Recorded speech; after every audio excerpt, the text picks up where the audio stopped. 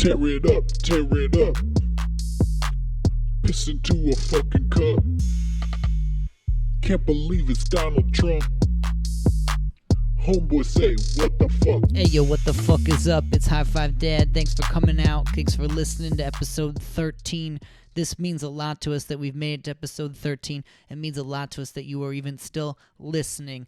Anyways, this is the Helen Keller episode. Check it out. In this room sits a remarkable woman. She is Miss Helen Keller. She does not see the room or the book that she is reading. She sees nothing. She does not hear the rustling of the curtains behind her. She hears nothing. She is deaf and blind. But if you enter her room, she will know it. Your lightest footfall will tell her you are coming. Everybody thinks that they know everything about Helen Keller. Everybody thinks that they just automatically know what Helen Keller's life was like, alright? Yeah, she rode a horse. Yeah, she wrote books, okay? She couldn't see. She couldn't hear, alright? The miracle worker saved her life. But what a lot of people don't know is that a lot of people don't believe anything Helen Keller had to say. Yeah, you've heard about Holocaust deniers. Well, let me tell you something about the people who deny the fact that Helen Keller was dumb, deaf, or blind.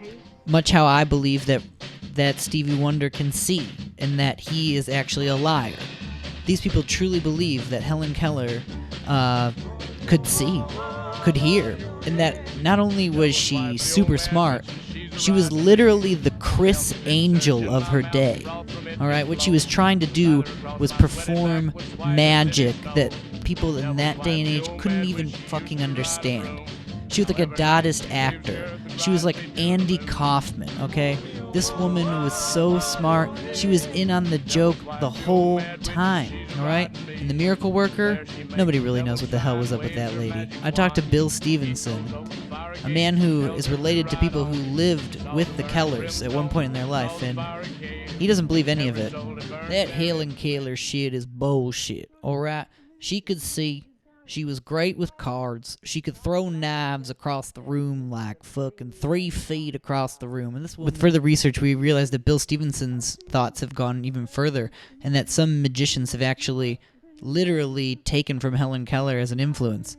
When David Blaine was asked about Helen Keller, this is what he said. I thought, to me, that's what magic is. So there's no definition really of magic, because technically speaking, it doesn't exist. But so for me, that was the closest thing to it. We're talking about Tony Robbins, we're talking about David Blaine, we're talking about Chris Angel, all these men super effective at their craft, all influenced completely, almost 100% by Helen Keller. Just amazing. Finally, Helen Keller would decide to speak on TV. I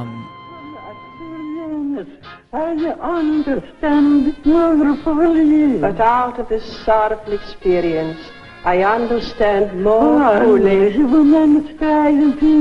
all human strivings, thwarted ambition, and the infinite capacity of hope. But at the end of the day, she had gone as far as she could go. The character had nowhere else to go but reveal itself that it wasn't real. And instead of doing that, because Helen Keller was so tight to her craft, she continued to play Helen Keller until she finally died.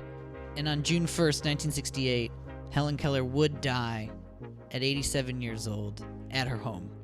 There's not a lot of documentation of that day, but a lot of people believe that Helen Keller's last words were, "Gotcha." I mean, there's pictures of her riding a horse because she was actually very athletic. People don't notice that Helen Keller was on a baseball team. She hit shit ton of home runs. I mean, it's documented. She just went under a different name. Her name was Linda Fonjay, and she just was a regular woman day to day. But when she wasn't around, when she was pretending to be Helen Keller, the character she created, she was dumb, deaf, and blind, and people believe the shit out of it. I don't know. Don't ask me, man. This has been episode 13 of High Five Dad. Yes, that's right, the true story of Helen Keller. Check out episode 14, alright? We got Paul Stanley on the show telling us about how KISS started. It's going to be really cool. Hey, thanks a lot for listening to High Five Dad. I really appreciate it. You know, hashtag Cabango. The show has been sponsored by Detroit Fucks and Bud Light. Hashtag have a good night, have a good life. Keep it real, keep it straight, keep it fresh. And for God's sakes, protect the environment. All right, peace.